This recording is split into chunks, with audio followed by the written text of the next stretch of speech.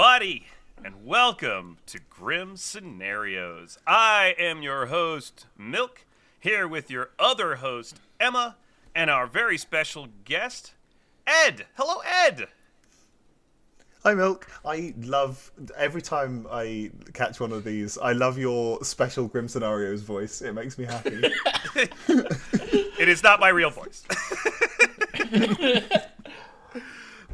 I do it at the beginning of the stream, too, and then about halfway through stream, I just forget.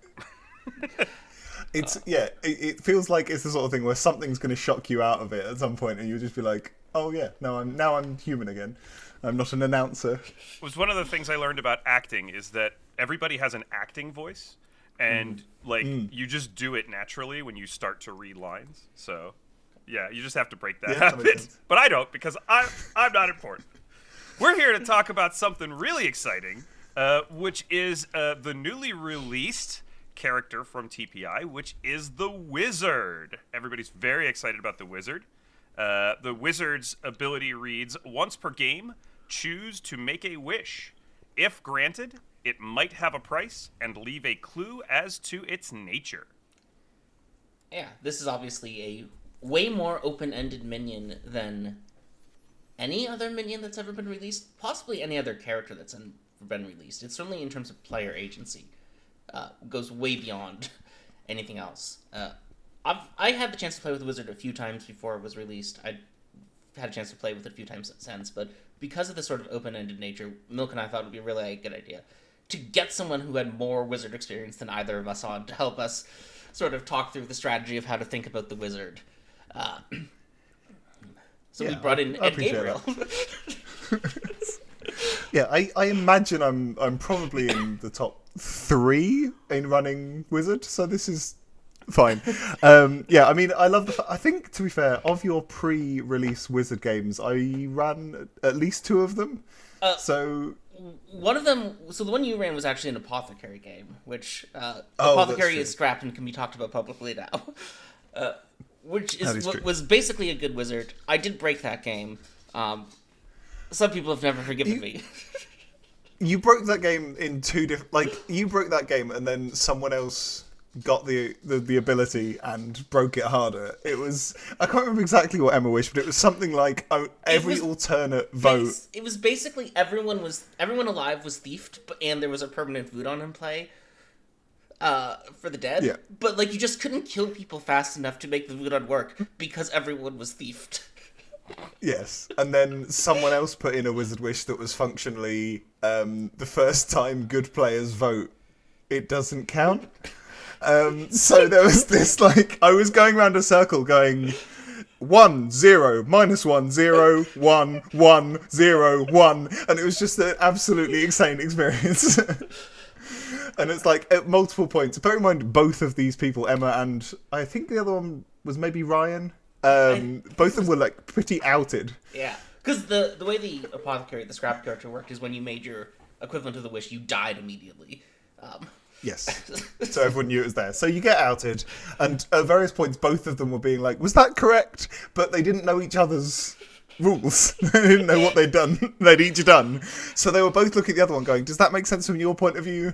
And I was kept having to turn around to them being like, I might have miscounted this vote, this is on you, I'm not taking responsibility for this. I was also sitting next to Alejo, who had an execution based role, and they were just like staring at me every night being like, you have taken away my ability to use my role.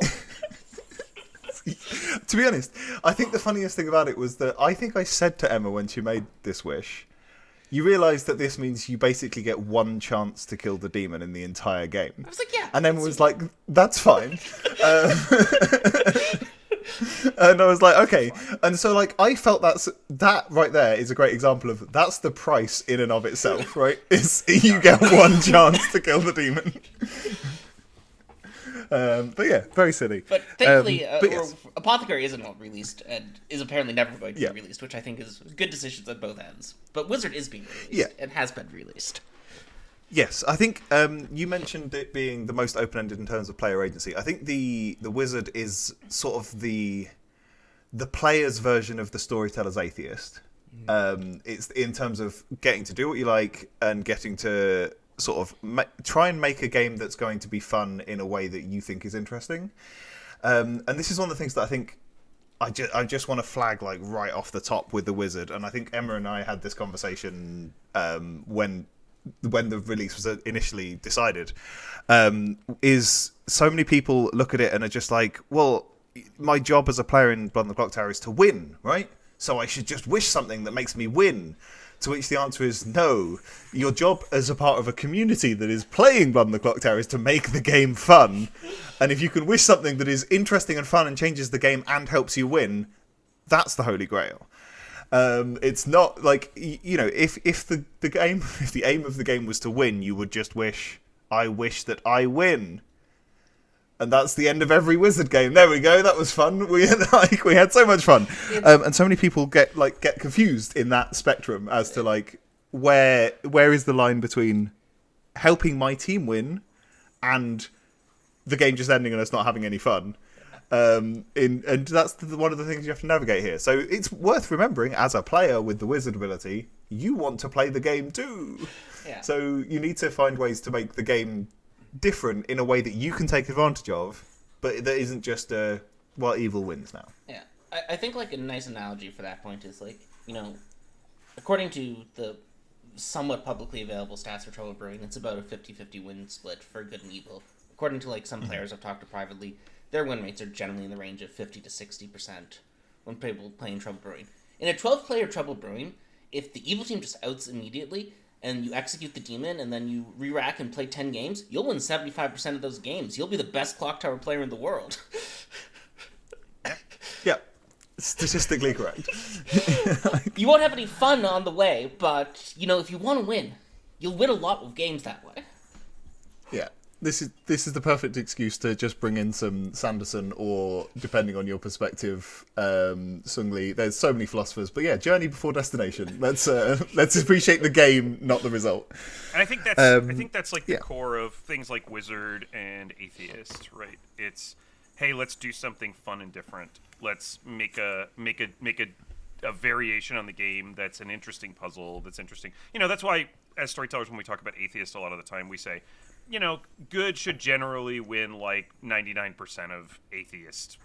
You know, if it's a good team with an Atheist, they should win 99% of the time, and it should just be an interesting puzzle that they have to sort out. Yes, and so I kind of categorize Wizard wishes into a few different ways, and I do the same with Atheist. I don't think I've talked about this publicly before, but this is how I sort of mentally address it. You can play Wizard/Atheist games in a few different ways.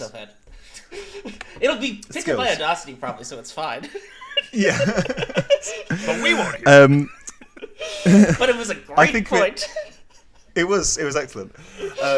Yeah, I think of Wizard and Atheist games in a couple of ways. The first is the most simple, and it is just, within the confines of the game we're currently playing, I'm just going to change details about a standard game of Clocktower, and it's still a standard game of Clocktower, right? The game is still pretty much what people expect. You're still hunting demons in exactly the same way. You get almost all the same information. You've maybe changed the character count or something has gone on, but that's still within Clocktower. And this is the classic, like, you know, Atheist, where you maybe put in some duplicate characters, or you just mess with the character count, or you give information that is all consistent with people's abilities, and you do a very standard game of Clocktower that's messed with only internally. Then the next one is when you go, I'm going to change something fundamental about the game, which is where sort of the line between Atheist and Amnesiac becomes fuzzy. People maybe go, oh, is this more of an Amnesiac ability? I've changed a rule of the game. We're using an Amnesiac ability, and they get to try and work it out, and in which case it has to help the good team. Or if it's an Atheist game, they have to work out that rule has been changed in order to go, this is an Atheist game. And you can do the same thing with Wizard. You get to just be like, I'm going to change one of the fundamentals, and my team obviously knows which fundamental has been changed, so we're going to try and take advantage of that before the good team can work out from the clue and the price what the fundamental we changed was. And then the last one is basically, yeah, fuck it, let's do what we like. Let's do some absolute wild bullshit, which I don't know necessarily what the consequences are going to be, and the storyteller's going to be like, I'll try and work out something for this. And those in Atheist games can be wildly fun because a storyteller has got complete control over it, right? They've got the complete ability to go, oh, this wild thing that I did needs this trimming in order to work. The risk of doing this with Wizard Wishes and with Amnesiacs is the storyteller's only got a much more finite set of control on the thing you did. So if you're thinking about Wizard Wishes and you don't know your impact, lean towards categories 1 and 2, staying within the rules of the game, or maybe changing a base rule of the game before you lean into, let's do something absolutely insane and see what happens. Something I mentioned in a chat on our server was that I think there's also, just because of like the nature of streaming and stuff like that, there's a little bit of pressure on players, or players feel a little pressure to do something funny or fun or game breaking. Big.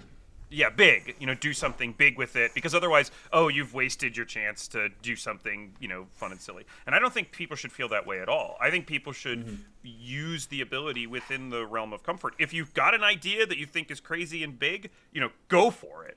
But if the very first game with Wizard that I story told this past week after the release, a player used the Wizard as a one-shot pit hag.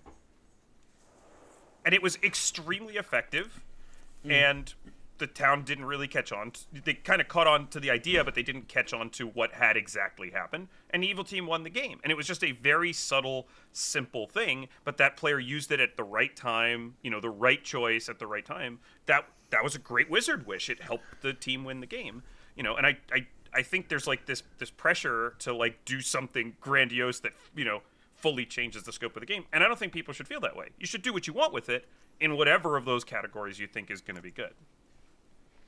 Yeah, and this is actually, I said, you were both in the reveal game on the TPI stream, and I said after that game, that was a great game of content.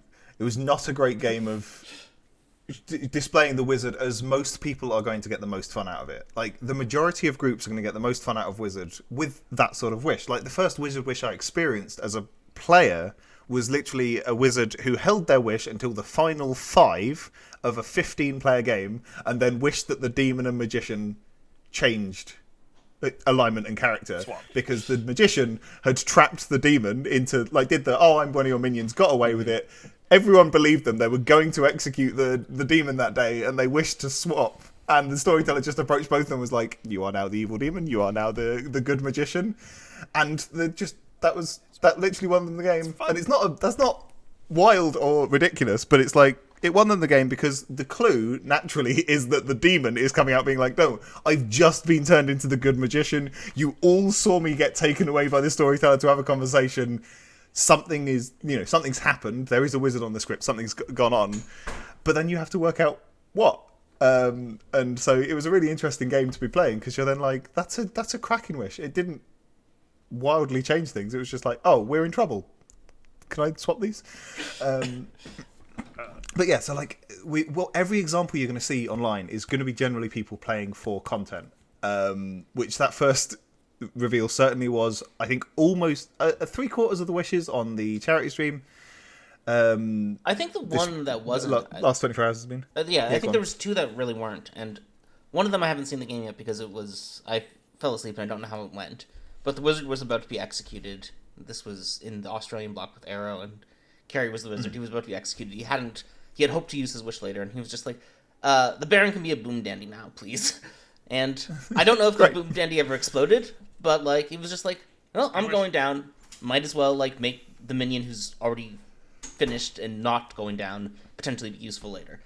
The other one that I thought was really fun was a really subtle wish where, not necessarily subtle, it didn't really give you that much of an advantage. It was just, Christine's the wizard was wish, like, I would like the wizard was like, I would like all the you start knowing rolls to get 3 pings instead of 2. Oh, that's a good one too, yeah. They were so unlucky as well, because there was just one. There was just you one start knowing, librarian, right? so it was, but she messaged me during the game, the wizard, and was like, if all this has done is caused Christine to have a breakdown over why she has 3 librarian pigs, that's funny and hilarious.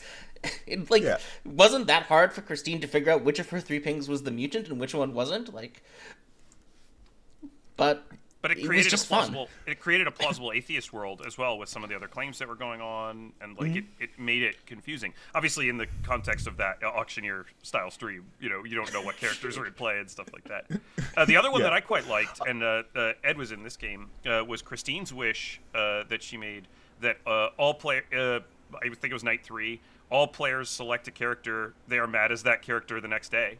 There was no consequence to the madness. There was like nothing bad would happen. Nothing, like there's no mechanical change, but it meant that the entire town spent a day just talking nonsense, basically. Like it wasted a resource that we don't talk about very much. We talk about time as a resource a lot, but it wasted a resource which is like processing power. You know, it's like it wasted the town's like ability to. We didn't problem solve that day, and then killed a good player. It was great. Yeah. Especially, it's got to be said, because most people's first instinct was to choose minions. Like, I chose Vizier. Yeah, I chose Wizard. I was like, I want to be the Wizard. Maybe I'll be the Wizard if I pick Wizard. So yeah, we all chose minions, and then we're having to claim minions publicly because we don't know that there's no consequence. And there was a great exchange where I think Emma, you started this, right? There was like that big group chat where someone broke madness, and we all sat there and waited to see if they were going to get any consequence. Everyone in the game was in one chat. No, I wasn't. I had not been in the group chat, but when we got back to town after it, I was like, all right, I think I'm just going to try to. I started saying, I think I'm going to try. So it was like, no, Inspiration's already done that. You don't have to finish your sentence. I'm like, okay. And like the thing I love about that is that's setting the stage for another Wizard Wish, right? That's setting the perfect stage for a Wizard Wish that goes, everyone chooses a character to be mad. If they are mad, X happens.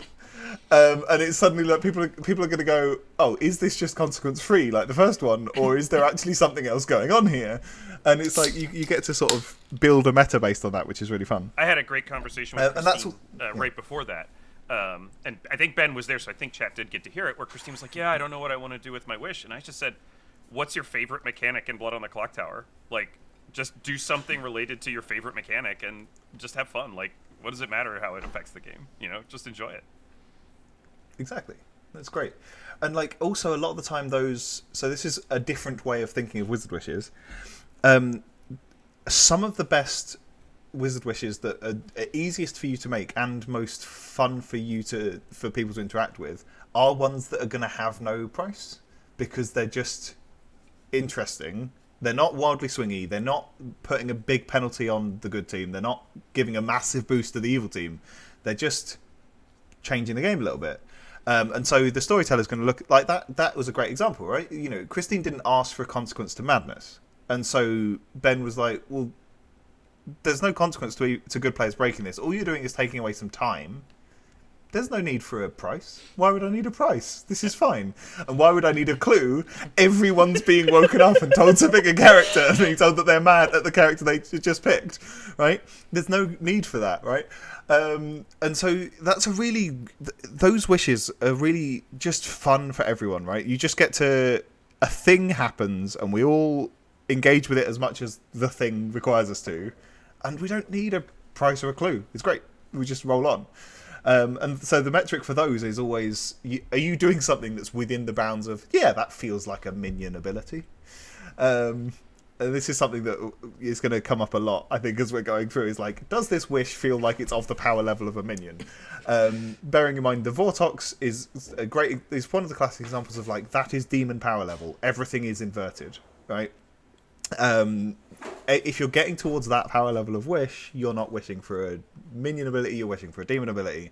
So that's sort of the bracket you need to be. If you're going up to Vortox level, your price is going to get bigger. If you're going beyond demon level, your price is going to be huge, to bring you back down to a minion. So yeah, these are the things you bear in mind, right? Yeah. So on the CT games, right after Wizard came out, one of the players wished I would like all information to be false, and the Storytellers thought about that, and like that's the Vortox ability. That's a demon power level. They costed it as, okay, we'll put in the Vortox win condition, but it will benefit good. This wasn't something the Wizard had asked for. They didn't mention Vortox, but like, you know, for the demon power level, you got a cost of an extra good win condition. Yeah, perfect. Makes perfect sense. So what we thought we would do, Ed, is we'll put you in the Wizard seat. We've got a little Grim set up here, and we thought we'd maybe have like have a couple of chats the way we usually do with our scenarios, and then have you kind of maybe come up with a wish or two, maybe of the maybe sort of showing like what kind of wish you could do each of those different tiers, just in like a generic game. Obviously, don't give away your best wishes, you know, we don't want that, but just something sort of, you know, something you folks. It has to be said.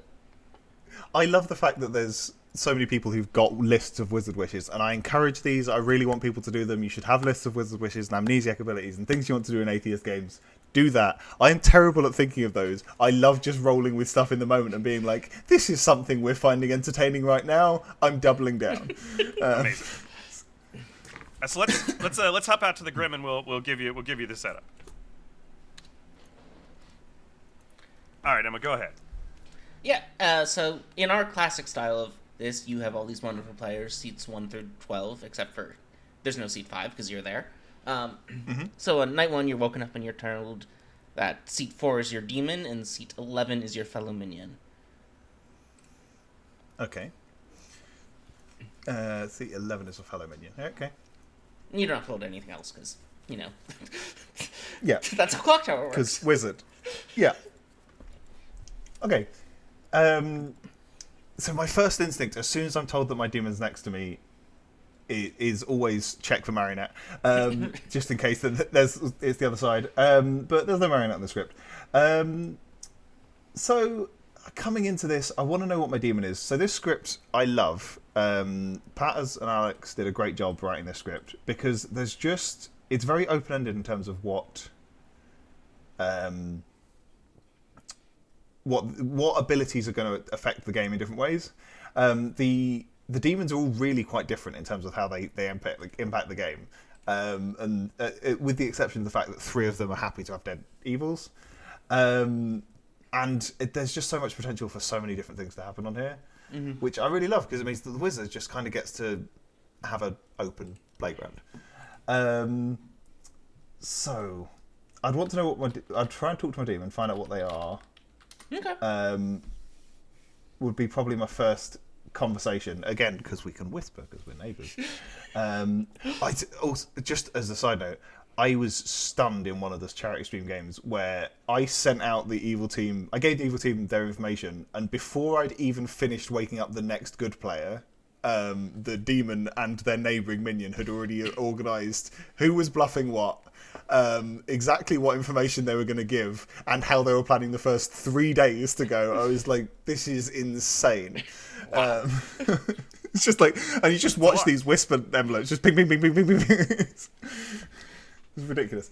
Anyway, so yeah, I always want to lean into that because I'm going to play this very differently based on demons because you can lean into the fun of it. Well, we could do that. We could do that conversation real quick on the start of the day. I think. If you're not going to use your ability on night 1, we can knock out the quick. I know. Yeah. Seat 4. This is the thing because I don't plan my wizard wishes. I'm never going to have my wizard wish ready for the setup unless someone said something while we were doing the tokens are going around, and I'm like, oh, there's a fun shenanigan I can play with that. So yeah, I'm waiting for at least day 1. All right, Emma, would you like to be seat 4? Sure, I can be seat 4. So seat 4 tells you I'm the imp. Great. They tell you that the bluffs are High Priestess, Town Crier, and Savant. And they'll lean into the Savant bluff, because I feel like Savant is sort of a meta bluff for demons right now, and I don't think it should be. I think they should avoid it. But it does feel like it's something that demons are really enjoying right now, for some reason. Yeah, there's definitely a meta there. That's probably a separate conversation, but I agree with you that it's an interesting meta and it's fun. It's creating some interesting games, so we like this. Okay, so we've got quite a lot of the power in the information rolls. So what have I got here to play with? I am looking at this setup and thinking, I've got an imp. They might want to star pass, so I can't afford to do something that's going to out me. Right. Necessarily, especially because the other 3 minions are things that I want to keep in play. So if there's a star pass, I'm really hoping it's coming to me. Once I've used my wish, because I'd rather keep the Poison Serenovus boffin. Not least because star passing with a boffin, great. Gives you potentially changing your ability. Love that. So I'm trying to think of something that isn't going to out me. I'm fine if it outs a wizard as long as it's not specifically that I'm the wizard. Yeah. On this script, I think there's only 3 characters that already got the information. They're probably not lethal unless we got very unlucky with a Shugenja seat. So I'm not too worried about those. And so if I want to do something relatively quiet of the sort of minion level, I can probably lean into the fact that almost all the information on here, outside of our bluffs, is coming through Storyteller choices. The Mayor bounces, Farmer steer passes, the Amnesiac info, the Cannibal's obviously getting whatever the Cannibal gets, but the Fisherman and the High Priestess are all Storyteller controlled. And so I'm probably... The quietest wish I can make is something like, I wish that... I wish that you invert all Storyteller guided choices. Mm-hmm. Because it's just like, all you're going to do is you're going to choose the least helpful person for the Farmer. You're going to give bad answers to the Amnesiac. You're going to give a bad advice to the Fisherman. That sort of thing. Just nice and simple. Doesn't do too much. Would you count like the fortune teller red herring in that? They've already picked that, so I can't get them to change it at that point. I mean, depends who it is. Some people, it's open integrity, would allow that. But that's a really simple wish. It doesn't do things a wild amount of things, but it's basically just like fucking with most of town's information at this point. It's pretty good. Yeah, that's a nice simple one. If I want to get... Do you want me to go through being increasingly wild, or do you want to talk about prices and clues? I think it's easier if we talk about prices and clues for Wish once we know them. Yeah. Yeah. Medium level, sort of changing a base rule of the game. These tend to be sort of generic. They don't necessarily fit to a specific scenario. Apologies for your grim scenarios. Because you basically get to look at rules of the game and go, what do I want to change? So you can look at rules of nomination. One of the wishes that I've been tempted to use for a while, but haven't quite had the scenario where it seemed fun, was just wishing that you can nominate... Someone can be nominated more than once a day. Really causes chaos when you nominate someone again and the storyteller takes it and they go, no, they've been nominated. It's like, and? It's just... And again, no clue for that. You'll be surprised. I can't see anyone giving a clue for that because the clue is that it's happening, right? Yeah. And it's not necessarily wildly swingy, but it's really interesting. Especially if you think that you have tunneled town quite well onto the wrong people. Sometimes a vote will happen where people are like, oh, if I had seen the hands on that, I would have really wanted to vote on it. 100%. One that's similar, which I quite liked, I think it might have been mentioned on the release stream, is that the wishing, and you can't do it in the app, obviously, it's more of an in-person thing, wishing that the clock hands turn in a random direction each time that the storyteller runs a vote, so that nobody knows what the order of the votes is going to be at the start of the vote. Yeah, so I have also seen a wizard wish once that if the good player that the storyteller thought was most useful for the demon to kill was nominated, the vote runs anti-clockwise. So the evil team are just trying to pull nominations out so they can find out who the storyteller's like, yes, you should kill this fortune teller because the vote went the wrong way. That's nice. I like that. Yeah, that's super useful. Yeah, it also means you're suddenly getting to play. It's one of the things I like about the multiple nominations as well, is that all of the tricks people play in, like, doing last second ties or dropping hands or raising hands at the last moment, you can't do any of those because we can just nominate them again and now we know what you want. Right? It makes it a really interesting game. So yeah, like you can look at any game rule and mess with those. So, changing the number of votes people get, making ghost votes permanent. That was a fun one I had once. Just ghost votes are not spent. Oh, okay. That's nice. Yeah, that was specifically, I think that was in a Vigor Mortis game. The Vigor Mortis had killed one minion already, had killed the wizard already, and they were like, we've just discovered that the savant is sitting next to the other minion. I'd quite like to kill them, but this is problematic. And so the wizard was like, great, we'll keep our ghost votes, thanks. And they just voted. They set up this like, oh no, I accidentally used my ghost vote, and the storyteller goes, no, you didn't. And they're like, but yes, I did. And I was like, no, it's still there. I've not taken it away. And so they were like, okay, we'll test this, like being the good player that's found this by mistake, and did like, can someone nominate, and I'll be the only one that votes, and see if I'm allowed to, this sort of thing. And then all the good dead players got to vote too. But it's surprising how powerful it is because there's so many votes going on, so many voters available. It's actually really difficult to narrow down. Especially since that's the normal concept trade-off for the Vig is, like, you lose that voting power, which, like, can really come in handy for evil at sometimes. Yeah, because the only thing you lose in that scenario is the frame. You no longer lose the voting power, and you're like, okay. How much do you feel like, Ed? Because we could go through and show you some of the tokens that are on the Grim and let you kind of see it, Grim state like a day or two in. How much of the Grim state do you think about, or I'm not necessarily should people think about, but how does knowing the Grim state change what you might do with a wish? I think it changes some. It kind of depends. This script is, I think, really well balanced because it's like you can maybe find out that a couple of characters exist and mess with them. Like you're going to hear the rumors of there's a fortune teller ping or there's fortune teller knows. You're going to hear about savant information coming through the grapevine. You're going to hear about town crier information. Most of these usually by the end of day 2. Yeah. And so you can lean into, well, I can mess with those if I want to. But it kind of just depends how much you're wanting to use your wish. If you wanted to use those within the game wishes, like within the current sort of framework of Clocktower, then yeah, waiting to day 3 is a great time for those wishes because you get to be like, well, I know what information is out there broadly. I know what information I can continue to mess with. I know what information that already exists we need to come up with some ways to make look bad or contradict, and you can sort of tailor your wishes accordingly. If you're doing something that's going to change your rule of the game, most of the time I'd say do it. Just do it off the top, because a lot of the time, excepting sort of certain characters like Town Crier and Flower Girl that interact with those certain specific elements of the game, most things aren't going to be affected by that. You've just changed a rule and you're getting to play with that. So you can do that as early as you like. And if you're going to flip the table and make a completely different game, then that's entirely up to you. I think something that's worth mentioning is, the wizard doesn't have to solve all of evil's problems in a game, right? They don't have to solve everything that's going on.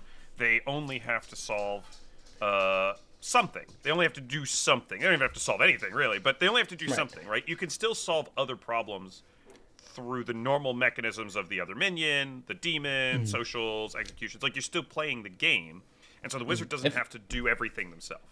In fact, if the wizard tries to, solo solve all of evil's problems, there's probably going to be a pretty high cost to that and a pretty hefty hint, because minions don't do that. Minions don't solve all of evil's problems. Yes. Yeah, I think a great example of that is I had a game where I'd put in 3 village idiots, and there was some confluence of choices and conversations that made them all absolutely convinced who was the drunk, and they were correct, and the evil team knew they were correct, and so the wizard just wished to change the village idiot drunk. It's like, can you just make one of the other 2 the drunk, please? That's great. And it was a day two wish, so they'd got 2 sets of information each, and they were really happy about this, and they just I changed the drunk, and I changed the drunk to the most harmful one, because I was like, sure, you're messing with 3 people's information out of a full town. This is I'll help you out a bit. But it just utterly messed with the game, because then I think there was some combination of the 2 people that they thought were both sober picked the same person and got opposing results with no poisoner on the script and no reason for information to have changed. And they're suddenly like, well, everything's wrong. Everything up until now was wrong. We need to completely rethink all of this. And it won them the game just by messing with one character, admittedly held by 3 people, but one character in the game. And that's a really, but that was just messing with one character. There were, there's 6 other townsfolk that you just left alone, and that's fine. That's a normal minion ability, right? So, just from a perspective of maybe thinking about something adaptive when the evil team is in a bad situation, or in a tricky situation, through whatever means maybe might occur, whether it's conversations or whatever, you discover some information that is bad for your team here, which is that your neighbor is the empath with a 1, and the player in seat 10 is the Shugenja with a clockwise. Okay. Now, that's strong information for the good team. that already exists on the table. So the question is, I guess my question is, you get to the end of day one and you've kind of got this information. Is this something you think, okay, we're going to handle this through the normal mechanisms of the game? Or is this something where you're thinking, okay, I'm seeing something here that is a difficult situation for us. I need to make a big swing with the wizard. That's fair. I think I'm thinking two things here. One of which is that that empath is more concerning to me than that Shugenja. For sure. Mainly because the empath is one execution away from my demon. And yes, the classic when an empath has a 1, kills a neighbour, keeps the 1, they assume it was the other neighbour. That's still putting shade on my seat 4 that I don't want. And people are more inclined to execute based on empath information than they are on Shugenja information, because Shugenja is pointing, somewhere up to in that 4 direction. seats away. Yeah, the Shugenja really can be sort of 4, even 5 seats away, depending on setup. And so executing based on it is very helpful, whereas the empath, if they're sober, is 1 of 2. So that's the one I'm more concerned about. Having said that, I think my answer to this is different to many others in that I just quite like gutsing it out with empaths' neighbours and just being like, I have faith in my ability to at least survive 2 days in this scenario. But, if you're concerned about that, then that's potentially something you can... Like, if you're going down the gentle route, the demon registers as good to the empath. It's just such a gentle wish. Let yourself get executed. Empath gets a 0. You make yourself look nice and evil. Happy days. We're rolling. It's not necessarily big and swingy, but would there be a price? Probably not. Will there be a clue? Probably. But it's not so huge that they're going to want to make it really obvious. Because you're basically poisoning one character for one specific purpose. So, you can lean into that sort of thing. If you're wanting to get splashy, you can lean into... Like, one of the things that I've only seen once, and I really enjoyed, was basically just someone who wished a rearrangement of the town square. Yeah. It's just like, I wish that these 4 pairs of people swap seats. It's just gone everywhere, and it's like at that point, me sat there with an empath 1 on me is information, but it's no longer harming my demon as much as it would be. Well, there's no chef on here, so I just started to quickly check. So that sort of thing just takes that concern away. It's like now that information is just on me, and it's a 1 of 2. And also, I don't know how much other people have played with the matron. It is amazing how effective it is on making it difficult for people to remember who that information is relevant to. Yeah, especially in person. Yes, so matrons with empath is generally not too bad, and empath can usually remember their 2 neighbours. Shugenjas, it's much worse when they're trying to be like, hang on, so it was Milk, and then it was Samantha, and then hang on, was it Bort or Jammings next? I don't remember. It's like, and you're having to consult multiple other people in order to find out what your original information was, which this causes a lot of problems. And I mean, on this script, it's not as good as it might be on others. There's only a limited amount of neighbouring stuff on here. But still, there's potential of that just being like, yeah, the empath is maybe a long-term problem for me because I'm neighbouring the demon and I might die. So I'm just going to make it a short-term problem. It can go over there. I can say, as a person who's played the script as the Savant, where characters' positions were moving throughout the game, not even players, just the characters, I can say the Savant could be heavily fucked with by having their information about relative seating positions no longer relevant. Yeah, that's fair. Yeah. Okay, well, shall we go back into the potion shop and talk a little bit about storytelling the wizard and talk about some costs and things like that? Sure. It's a bit nicer presentation to have us all sitting here. Yeah, that's fair. So you mentioned, so we talked about some subtle wishes that don't necessarily need a cost or need a minor cost, and then a clue. So that's kind of the baseline of something that's maybe even weaker to some extent, or does less than a minion ability. So, for example, the demon doesn't register to the empath. The demon doesn't register as evil to the empath. That's not even really as powerful as a poisoner. The one time use pit hag again, not particularly powerful. Maybe it needs a clue depending on what they brought into play, but things of that nature, fairly straightforward. Where's the line where we start to see a change in that, where we do need to impose a cost? Obviously, there's some things that necessitate a cost. A game I ran, the wizard wished for executions. A wizard wished basically for executions to fail in a Vortox game, and so the cost was that the Vortox win condition no longer functioned. Like, I just took the Vortox win condition out of play. Right, that's a reasonable cost that evil can't just win the game straight up. So where's that line? Where are the lines, or what are some ways to think about the cost associated with a wish? So the first question is the one you just aptly gave us, which is this going to allow a team to win easily? In which case you need to prevent that from being true, because there's the benchmark that is often quoted, which is both really positive and occasionally a little bit toxic, is you ideally want a final three where there's a debate on the final three as to who the demon is. Like, that's generally a good benchmark. If you take it too far, it's unpleasant. If an evil team is just winning, let them win. Don't Mayor bounce to the poisoner. That's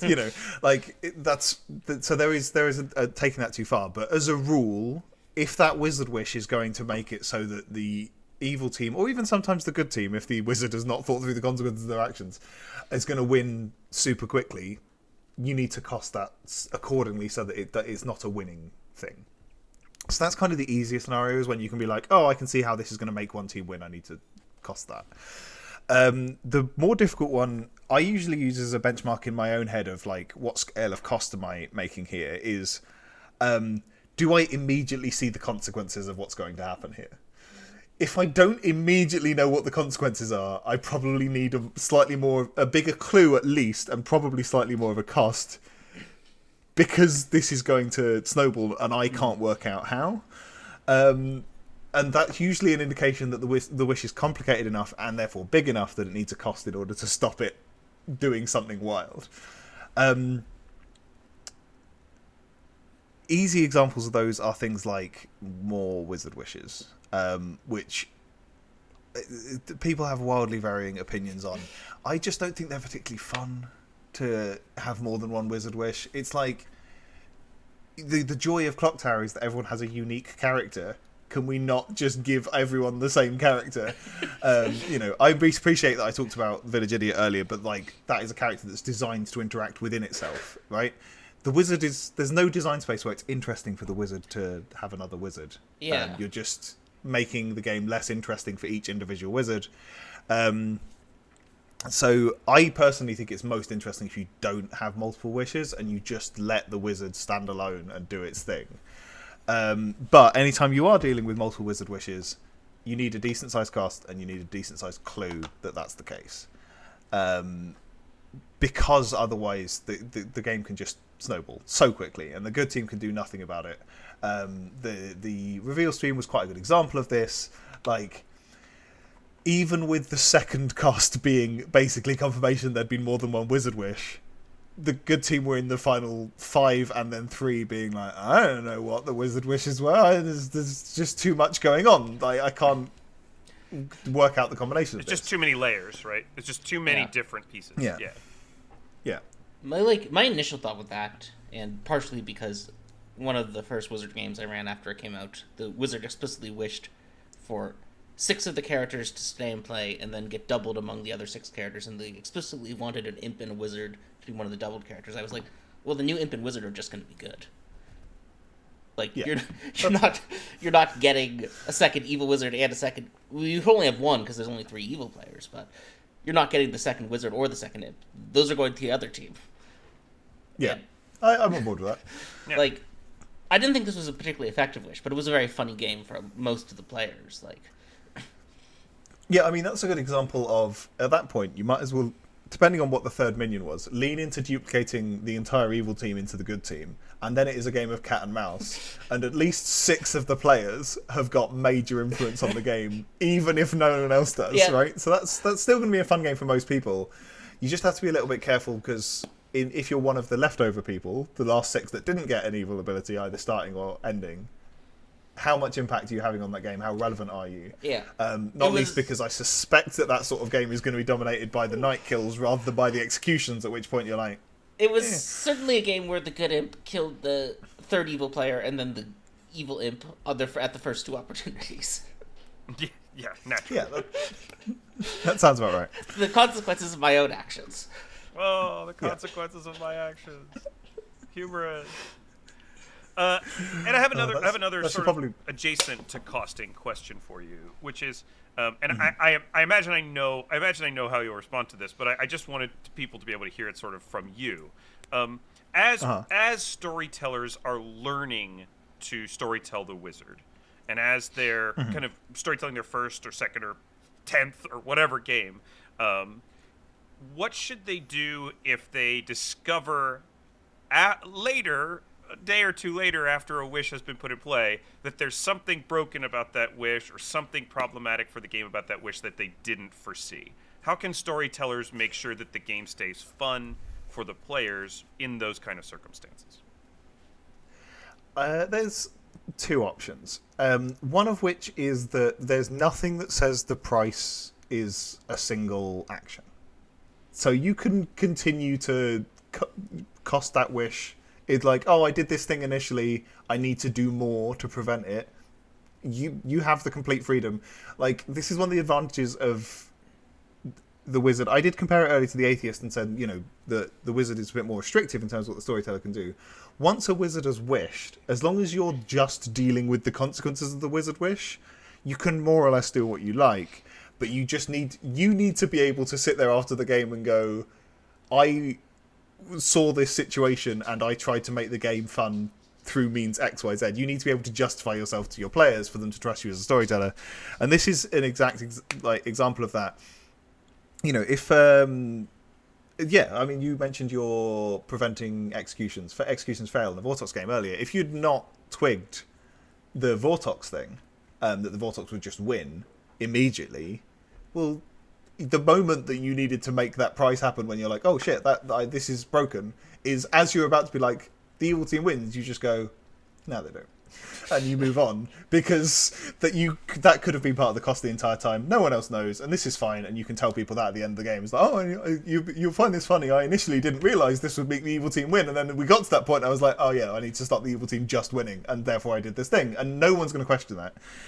So like, that's always true with the cost explicitly. The clue is hard. Like, if you realise you've not given enough of a clue to the good team, that's maybe that can feel a bit worse for a wizard, right? If they've seen something that looks like a clue, everyone's gone, that can't happen normally, that's a clue, and then something else happens, that can feel a bit bad, and that's the situation where you maybe want to try and work out some mechanical way to push it into a cost rather than cluing.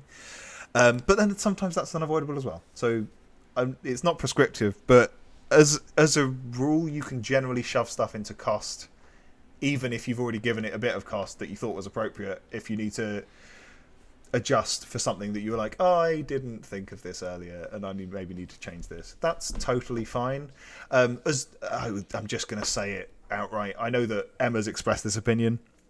Most people aren't going to be playing a game with you where there's a wizard on the script unless they trust you to deal with it. Yeah. So remember that your players are here because they trust you to deal with it, and then take the actions that you feel are appropriate, and then afterwards explain those actions, and it's up to them if they continue to trust you to deal with the wizard in future.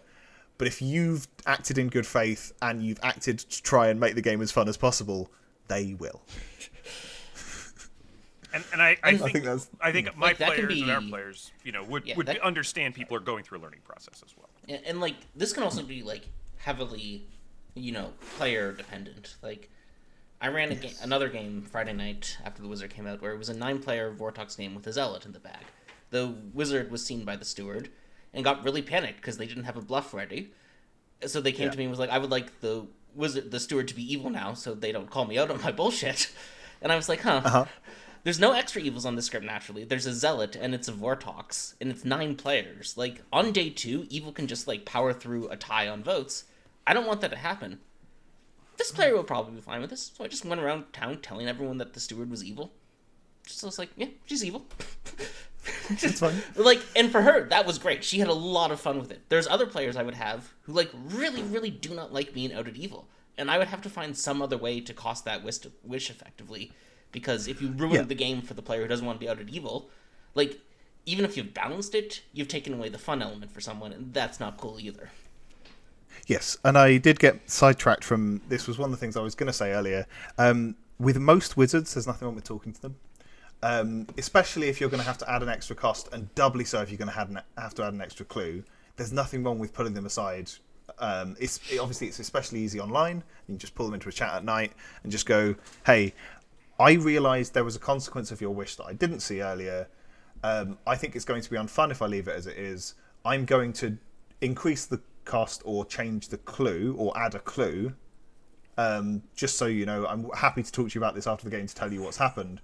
A lot of the time, I have had this before where I've been like, I specifically had a wish where I was like, I don't know how I'm going to cost that and clue that, but I'm going to...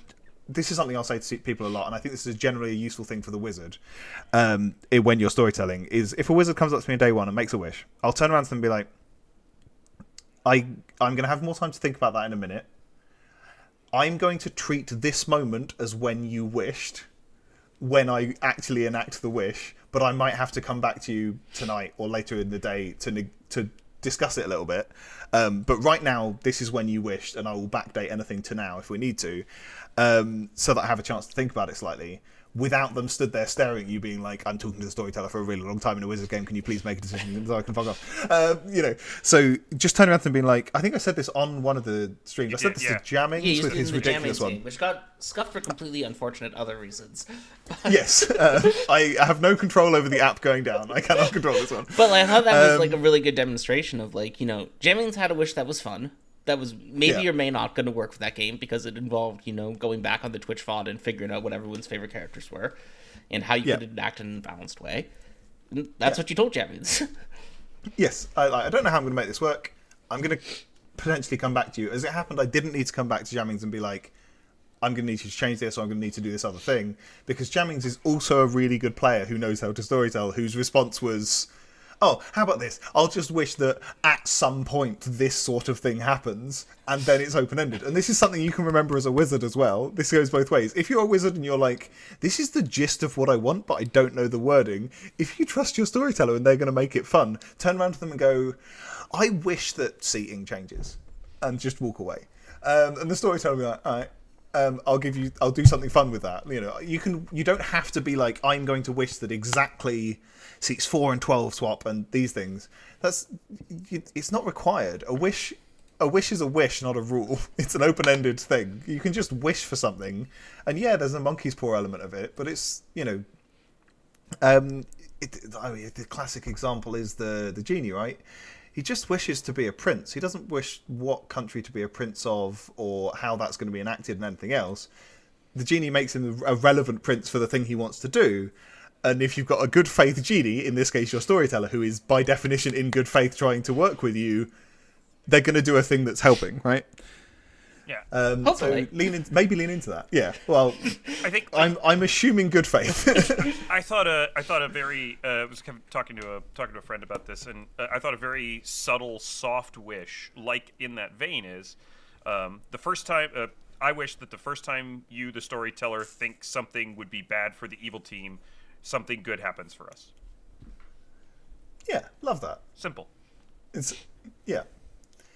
And that's something that's kind of going to carry its own clue and doesn't necessarily need a cost, because the clue is going to be that something's going to change most of the time, and the cost is going to be sort of inherent in, well, I chose to only do something that's this good, not this good. Yeah. So great. It's not going to save us if the demon gets killed twice. It's not going to save us if all of the information is pointing to an evil player, but it might save us for a little while if something bad happens. I love the idea of a wizard really distilling that down to the absolute minimum, which is just walking up to the storyteller and being like, I wish that you'd do us a favour at some point and walk away. I love that. Just like, just being like, I've got no good ideas right now. Just help us out. That's great. And then leave. Yeah. Yeah. Simple, effective. And because, again, I can do that without any clue and without any price, because that might just be me being like, I'm going to give, I don't know, I'm going to give a fisherman not the best advice. I'm going to give them medium level advice. I'm going to point the High Priestess to you when I might have given them the Savant. I don't have to do anything that's going to massively swing the game. I'm just going to help you out a little bit. And that's fine. Yeah. You don't have to, you don't have to wish to change the game entirely. Because this is the other end of this scale, right? I'm going to go into some of these just because they've been wild. I've had wizards wish to swap places with me. That was quite interesting. Right. When I've gone into a game going like, well, I know the grimoire, and I'm now the evil wizard. So when the basically when the wizard swaps places with the storyteller, does the wizard like retain their evil alignment? Like, what's going on? So this was the debate that we had, and this is someone that I know well. It's a playtester, and so I was like, okay, but this is how this works. I know you can do the mechanical storytelling of this game. I'm telling you now that I'm giving myself the cost of your wish is that I have a wizard wish. And so if I need to, I will wish that I am the storyteller again. And then I'll invert this. But I'm trusting you that by swapping, you're going to run this game in good faith. And because we've swapped, everyone knows that they were, if maybe not the wizard, but they were certainly evil, because the wizard wouldn't do that with anyone else. And they therefore know that I'm almost certainly evil. And so this was kind of powerful for them, because it meant that I immediately got executed. So that wasted a day. And then they just ran the game in complete good faith after that. But they were genuinely like, I kind of did it in case there was this sort of script, right, where they got to mess with fisherman information, they got to mess with the savant, they got to maybe move the fortune teller, red herring, because there's no rules about whether the storyteller changes mid-game, whether that's a fresh grimoire or not. That was the argument they were willing to make. As it turns out, there was like one character they could actively mislead, and everything else was mechanical. Like, you have to give the empath a 1, you can't give them a 0 because they're not poisoned. So they were reduced to basically, they were waking up the evil players and being like, poison this person. So like, they woke up the poisoner, who started to point to someone, and they were walking across the room being like, no, here. To wait until the poisoner pointed at who they wanted them to. Which I think is a fun wish, right? Yeah. And everyone knows that that's happened, and it's all pretty obvious. And it's like, again, as long as the player is someone you can trust to do that, it's like, sure, you're going to interact with good faith with this. But that's such a wild, swingy wish to make. And I think just also hilarious. Yeah, there's lots of, like, on this script, like, you could really, like, you could take out a savant, a fisherman, and an amnesiac that way really easily. But also, maybe it's a fortune teller, empath, Shugenja investigator game where you've now are just sitting here, like, okay.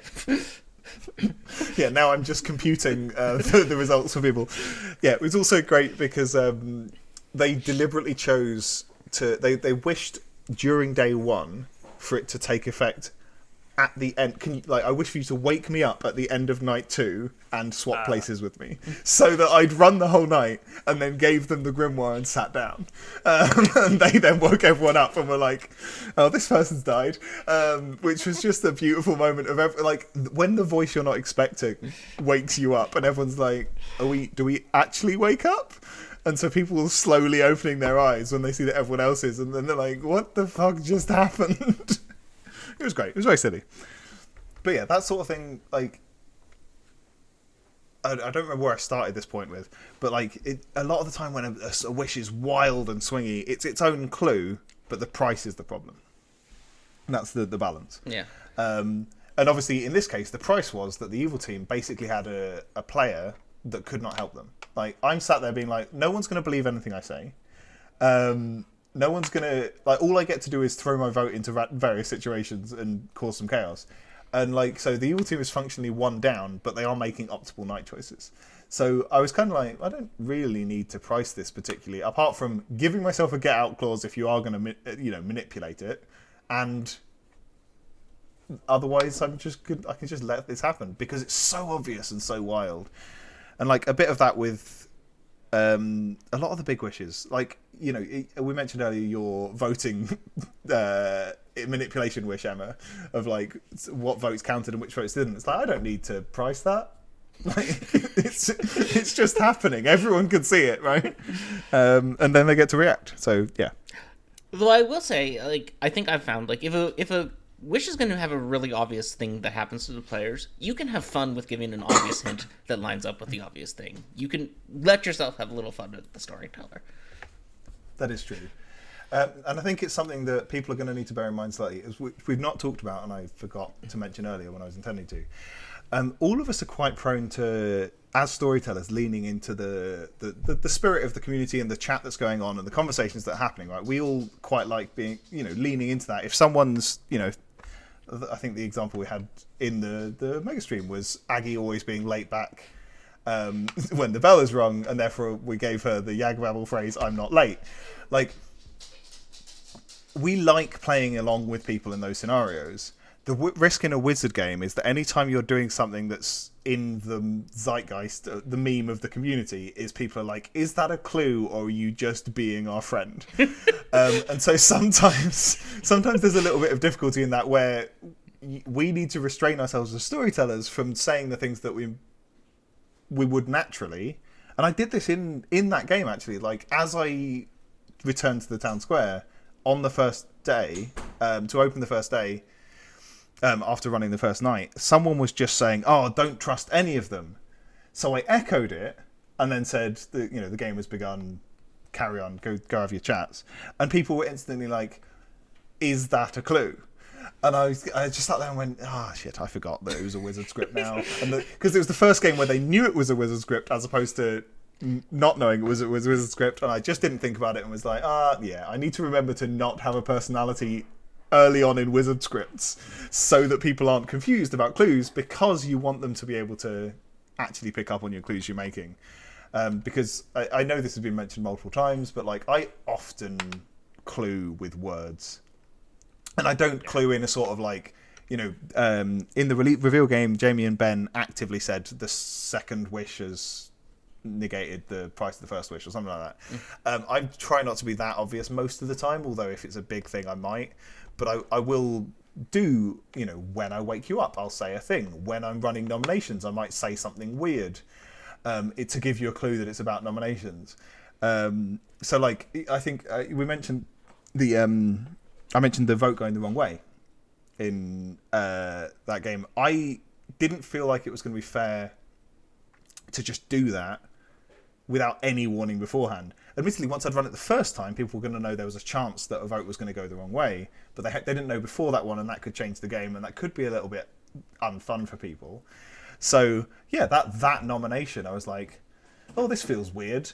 Vote on this person, 3, 2, 1, and started running in the wrong direction. And people didn't pick up that this feels weird the first time. But when I said it the second time, the next day, when the next person got nominated, I was going to run the wrong way. People were like, the vote's changing. And so you just gave a little bit of a nudge. And so you need to remember that those things that you might do as a joke normally are actually a clue now. So you need to be worried that you're not giving a clue that isn't actually a clue. Yeah, no. In one of the mega streams games yesterday, Tom wished for, as soon as there was a majority of votes on someone, they would be executed immediately. And I was like, well, after I do this once, it's going to be incredibly obvious to the players what's happening. But they're going to need something to let them know the first time. Like, if it gets to 6, the player's dead. I was like, so I just, like, repeatedly on each nomination until someone got 6. I was like, by the way, if this gets 6, this person will die. Yeah, the way you phrased it was perfect. I can't remember exactly how you phrased it, but genuinely, like, the phrasing was perfect. It was what you normally say when you announce how many votes it takes, except instead of saying, like, will be marked for execution, you said will die, like, or will be executed or something. And it was just it was perfect. It was like, it was your usual patter, you know, your usual cadence, except different. And as soon as everybody heard you say it, everybody was like, oh, that's different. That's not the thing. That's not the thing she usually says. Yep. Yeah, I totally agree with that. And that's exactly the sort of thing that you just need to be aware is a thing. And as a player, you need to keep your eyes open for that. You need to be watching out for those things that the storyteller is doing that is out of the ordinary, in order to pick up on your clues. Which is one of the reasons why in the reveal game, like I didn't know what the first Wizard Wish was but I picked up on the why is Ben telling us that the person who died at night was killed with a hairdryer? And I was already picking up on that, and then I was like, wait, I'm sitting next to the wizard and I'm also evil. I can just ask what the wish was. But like, I was already trying to solve the wizard wish, despite him being on my team. So lean into those. We've said a few things It was about a little that. unfortunate in this game, because like Milk got executed, and then the next day Ben and James started talking about Sweeney Todd, and I was like, is this just a cannibal? Milk was the cannibal clue. But it was a barber clue, because Sweeney Todd is both a barber and a cannibal. Yes. And we've said a few things about that release game, and I want to point out that obviously we're all in the process of sort of figuring out Wizard. Making winning not always the most important thing to you when you play, making fun a priority for you when you play. It was very satisfying solving out the bits of Wizard that we did solve out. And so even though it's not like, I don't want to say it's like a moral victory, but there's some sense of satisfaction. Like, even if the evil team still wins, even if they get away with it, there's some satisfaction in solving out a tricky or subtle wizard wish that you kind of feel good after the game. Even if you didn't quite solve the game at the end, you kind of feel good that you figured out what somebody's clever idea was. I definitely felt good about the fact that we solved out as a town that the barbers were suppressed, that there was a barber ability in play, even though there shouldn't have been. As you can see on the script, on the image, there's no barber on this script. That we solved out that the actual outsiders were not able to say they were outsiders for whatever reason, and that the person who was claiming outsider was definitely evil. I felt very happy with us as a town we solved those three things. We lost the game, and I don't think we had a real shot at winning the game. But solving those three things still felt relatively satisfying. Yeah, I think one of the other things about that game was I maybe put I think is a great example of if I was trying to win the game, I maybe don't do some of the things I did in that game. Certainly, I don't make Pat as the wizard. That's one of the things. That's probably not one of the things I do. But one of the things was like that first wish was so wildly powerful in a like it's going to make evil win kind of way that I told the town what the wish was as an evil player. I hinted at it hinted it privately until someone, I think might have been Samantha. You and I had a conversation about it where I said something and you were like, "Oh, that sounds right." Or that sounds similar. You may have had the same conversation with others, but I think they kind of as we were catching on to it, Yeah, I was dropping hints in conversations to people because I felt like it was good. I felt like the game was about to be a landslide, and I wanted it to not be.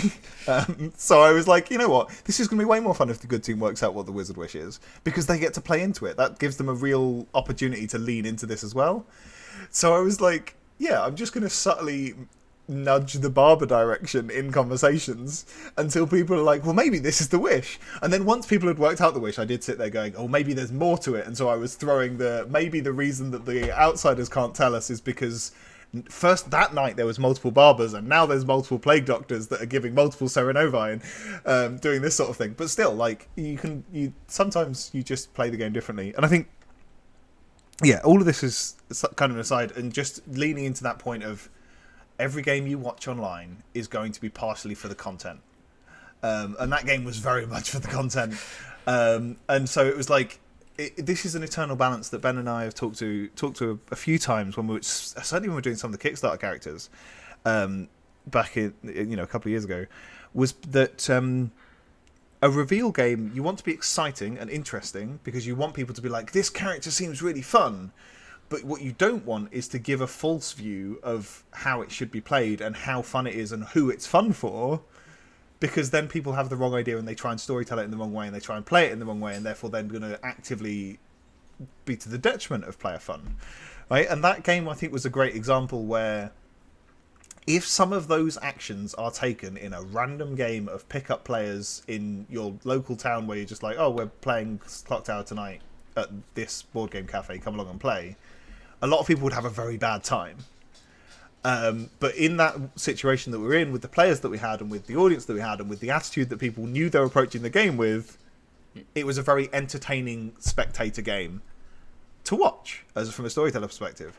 And so that balance always wonders. But that game made it really interesting, and was one of the reasons why I was really glad that the Wizard was inevitably going to end up in the charity stream, and that, you know, it's going to be on the Sunday TPI stream tonight, and it's on various other streams, because it's like, we need more examples to give people more of an idea of where the spectrum is here, in order for people to make those Christine wishes of just everyone's mad, and give people other context, because I don't think any of the other games I've seen or been participated in with the Wizard since its release have had that same level of like audience entertainment that the reveal stream did.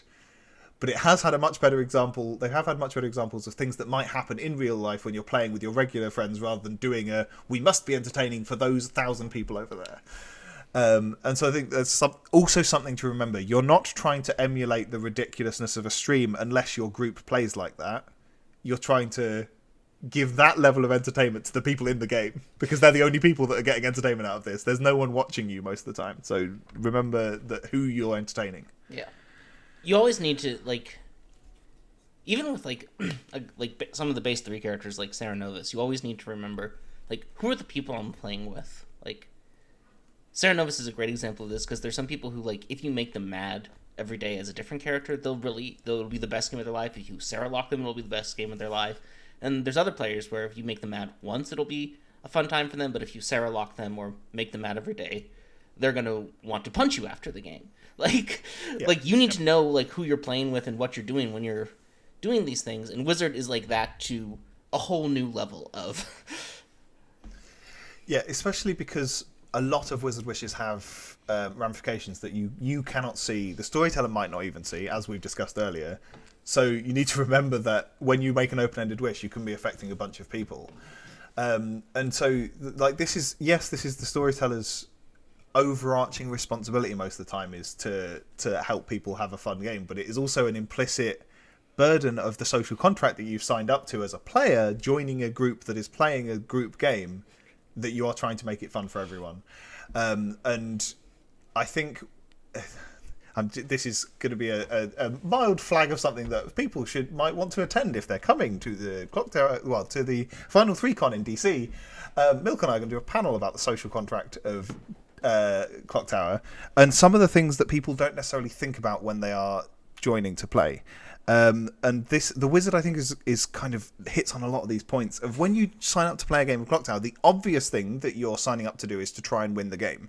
Everyone sees that. Everyone's like, yes, my job, it's in the rules. I'm supposed to try and win with my team. And the less obvious things are, within the confines of it being a good experience for people, within the confines of this still being a game rather than a genuine social interaction where we can actually hurt each other as people, within the confines of this is a community that I want to continue to be involved in, and these are people I want to continue to be my friends. And it's very easy, especially with some of the other social deduction games that have come up and the communities that come up around those, to come into Clocktower with the mentality of, well, yeah, if you're trying to win, then that's fine, and everyone will forgive you for that after the game. And actually, Clocktower gets so much easier broken by that attitude than some of the other social deduction games do, and the Wizard is such a strong example of it. You can win the game as the Wizard, you can win it by yourself, you're the only one who's going to have fun, and most of the time, even you're not. So, like, leaning into this social contract and, like, yeah, there's other things apart from winning that you're trying to achieve right now is huge. And then, like I say, there's probably going to be 90 minutes of me and Milk talking about this and the impact on neurospicy people and why we have so many neurospicy people in Clocktower and various other things at Final 3Con. I'll just say they haven't actually scheduled that yet, but should probably I'm locking remind them in now. I'll just say, related to that, it's just something about Clocktower in general, and I've mentioned it a few times, and Emma mentions it quite a lot as well, and I know you've mentioned it before, Ed. But it's always worth reiterating that one of the most brilliant things about Clocktower is Rule 4, which is play nice. And I come from the realm of competitive progression rating in World of Warcraft, and I come from the realm of tabletop wargaming. There is no niceness in those gaming spaces. They are cutthroat. They are completely competitive, and I love that Play Nice is enshrined in the rules that you pull out of the box. If I open up the rules of the game right now on this screen, everyone will see that one of the 4 rules of the game is Play Nice, and that means everything. Yeah. Yes. Although I still forget that it says Play Nice in the rulebook, because I still use the old version. Are you aware of this? It used to say, "Don't be a dick." Amazing. That's what. Can we get that back? The original rules. Can I just get a rule sheet that has that change? I want that. That's what I want. Yeah, rule 4 used to be "Don't be a dick," but Play Nice is probably better to publish. Got toned down for publishing. Yeah. Something is lost in the translation. Like an end on sort of like or get close to the end on sort of a positive line. Milk and I recently were playing a game of diplomacy with Clocktower players, and it was the weirdest goddamn game of diplomacy ever, because there was just immediately 2 mega alliances that were just completely uninterested in ever stabbing anyone else on their team in the back, because we're just so used to the Play Nice mentality.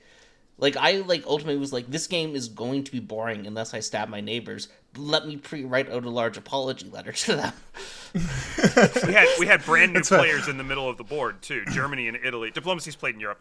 We had Germany and Italy were brand new players that played like maybe one game 10 years ago, and so like nobody really wanted to like mess with them. Like it was a whole. It was great, as a social experiment, not as a game of diplomacy.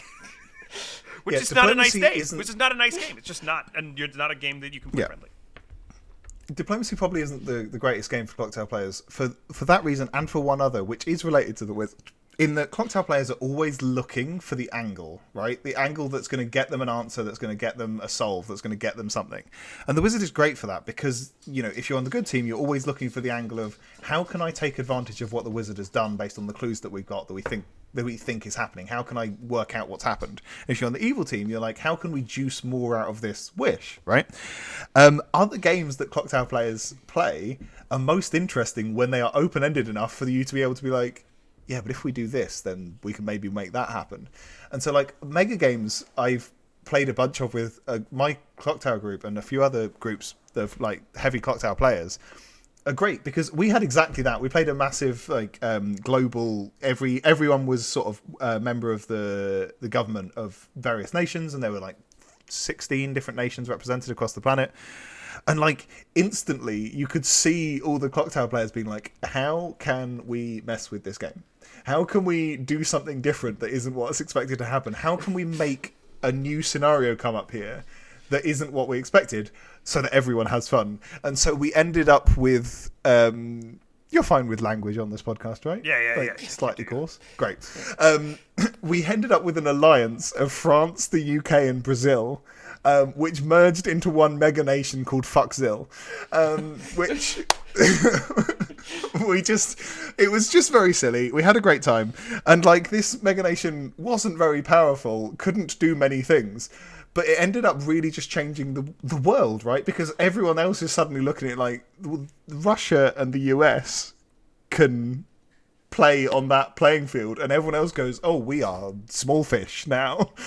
We are really out of our water. And so it just changed the entire thing because there were alliances popping up everywhere like you had, but because it's an open-ended RPG, people could turn around to the people running the game and being like, we want to send a spy to do this thing and try and assassinate this person or do this thing, and they're like, that's not in the rules of the game. It's like, and can we do it? Like, what's the problem here? This is a perfectly feasible thing my government would do. We want to infiltrate their lab that's doing this thing.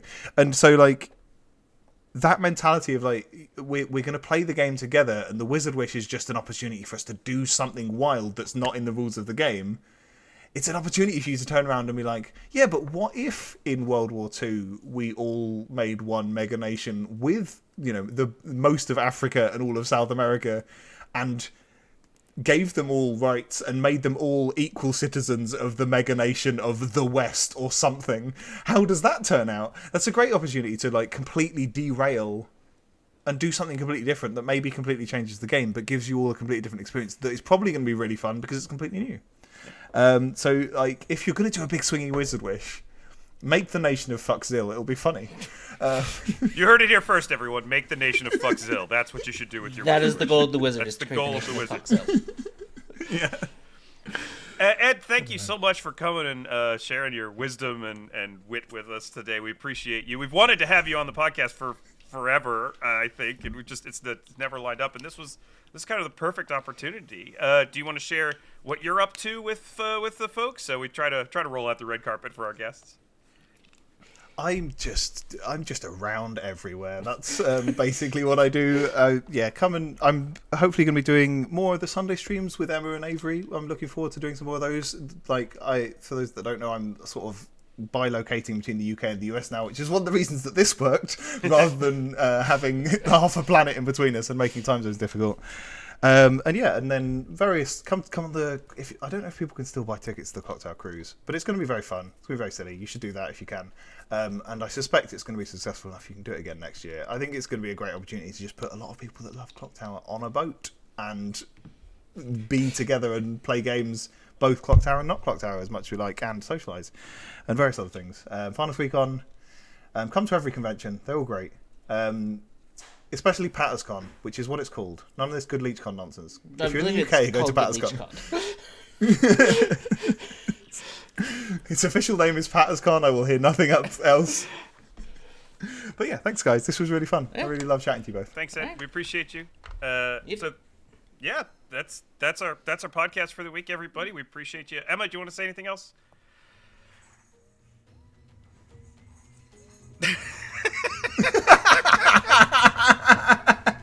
May your scenarios stay grim, everybody. We'll see you next time.